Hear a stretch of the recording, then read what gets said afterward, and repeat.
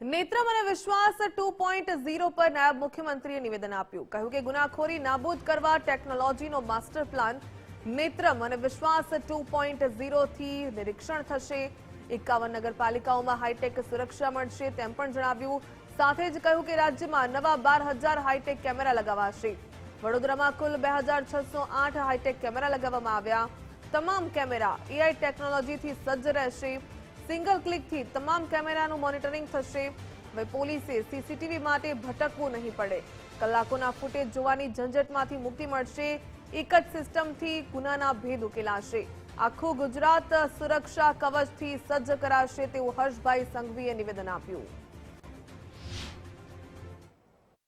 આખો જે પ્રોગ્રામ અને જે આ પ્રોજેક્ટ છે એ 51 નગરપાલિકાને 79 આંતરરાજ્ય ચેકપોસ્ટમાં કુલ 12,000 થી વધુ નવા કેમેરાઓ ગુજરાતમાં લગાડવામાં આવી રહ્યા છે. એટલે 51 નગરપાલિકાઓમાં બી વડોદરા જેવી જ વ્યવસ્થાઓ મળે. જે આપણી આંતરરાજ્ય ચેકપોસ્ટો છે તેમાં બી આ હાઈ ટેકનોલોજી કેમેરાઓ લગાડવામાં આવી રહ્યા છે.